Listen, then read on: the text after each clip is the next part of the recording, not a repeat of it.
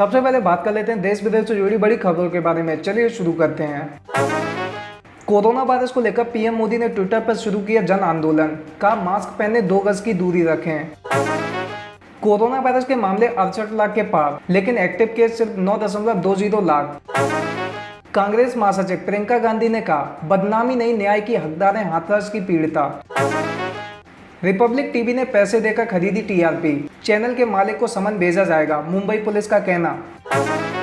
पंजाब के स्वास्थ्य मंत्री बलबीर सिंह सिद्धू को हुआ कोरोना, राहुल गांधी के साथ मंच किया था साझा। हरियाणा के हिसार में खौफनाक वारदात, 11 लाख रुपए लूटकर व्यापारी को कार में जिंदा जलाया। मंत्रिमंडल ने भारत जापान के बीच साइबर सुरक्षा समझौते को दी मंजूरी। शिमला के अपने घर में पूर्व राज्यपाल एवं सीबीआई डायरेक्टर अश्विनी कुमार ने की आत्महत्या। आरएसएस प्रमुख मोहन भागवत ने कहा संघ ऐसे लोगों से चलता है जो होते तो हैं लेकिन दिखते नहीं हैं। झारखंड में कल से खुल रहे हैं देवघर, मां छिन्नमस्तिका सहित अन्य मंदिर, दिशा निर्देश जारी। अब रेलवे चलाने जा रहा है 78 नई ट्रेनें। पीएम मोदी ने दी पुतिन को जन्मदिन की बधाई, भारत रूस के रिश्ते मजबूत करने में उनकी व्यक्तिगत भूमिका की सराहना की। पुलिस हिरासत में हार्दिक पटेल, हाथरस केस के विरोध में आयोजित रैली में शामिल होने से रोका। कश्मीर में शुरू हुआ पहला ऑर्गेनिक मार्केट, पौष्टिक सब्जियां खरीदने जुटने लगी भीड़। अफगान वार्ताकार डॉक्टर अब्दुल्ला ने पीएम मोदी से की मुलाकात, तालिबान संग दोहा शांति वार्ता पर हुई चर्चा। तबलीगी जमात केस को लेकर सुप्रीम कोर्ट ने कहा अभिव्यक्ति की आजादी का हाल में सबसे अधिक दुरुपयोग हुआ। बिहार चुनाव में शिवसेना की एंट्री, जारी की 20 स्टार प्रचारकों की सूची। आईटीबीपी पर्वतारोहियों ने फतेह की एक और चोटी, गंगोत्री 2 पर फहराया तिरंगा। कोरोना के इलाज के लिए सरकार ने आयुर्वेद मेडिसिन को दी मंजूरी। रेलवे को प्राइवेट ट्रेनों के लिए मिले 120 आवेदन, आईआरसीटीसी भी दौड़ में शामिल। दिल्ली से बेंगलोर जा रही थी फ्लाइट, उड़ान के दौरान बच्चे का हुआ जन्म। दिल्ली में अब होगी मुंबई जैसी नाइट लाइफ, रेस्टोरेंट को लेकर अरविंद केजरीवाल सरकार का बड़ा फैसला। प्रकाश जावड़ेकर का कहना टीआरपी के लिए उकसाने वाली खबर दिखाया जाना बंद होना चाहिए। नवाज पर देशद्रोह का केस दर्ज कर बुरे फंसे इमरान, अब बोले मैं तो बर्थडे केक काट रहा था। H1B वीजा पर नए प्रतिबंधों को लेकर डेमोक्रेट्स नेताओं ने ट्रंप प्रशासन की आलोचना। डोनाल्ड ट्रंप का कहना कोरोना वायरस को दुनिया भर में फैलाने की चीन को बड़ी कीमत चुकानी होगी। कोरोना वायरस से संक्रमित होना मेरे लिए अप्रत्यक्ष वरदान रहा, ट्रंप का कहना। यूएस इलेक्शन 2020 की 22 प्रेसिडेंशियल डिबेट में कोरोना को लेकर हैरिस ने ट्रंप प्रशासन पर लगाए गंभीर आरोप। यूएस 22 प्रेसिडेंशियल डिबेट में हुई बिन बुलाए मेहमान की एंट्री, ट्रेंड करने लगे माइक पेंस। ट्रंप का कहना क्रिसमस तक अफगानिस्तान से सभी अमेरिकी सैनिकों की होगी वापसी। अब बात कर लेते हैं पॉलिटिक्स की। सिंधिया ने कहा कमलनाथ को सिर्फ कुर्सी और तिजोरी की चिंता थी। बिहार विधानसभा चुनाव 2020 पहले फेज के लिए एलजेपी ने 42 उम्मीदवारों की सूची की जारी। पूर्व डीजीपी पर भारी पड़े पूर्व कांस्टेबल, बीजेपी ने परशुराम चतुर्वेदी को बनाया बक्सर से उम्मीदवार। खबर मध्य प्रदेश से, बीजेपी एमएलए की बेटी ने पति ससुराल वालों पर लगाया दहेज उत्पीड़न का आरोप, शिकायत दर्ज।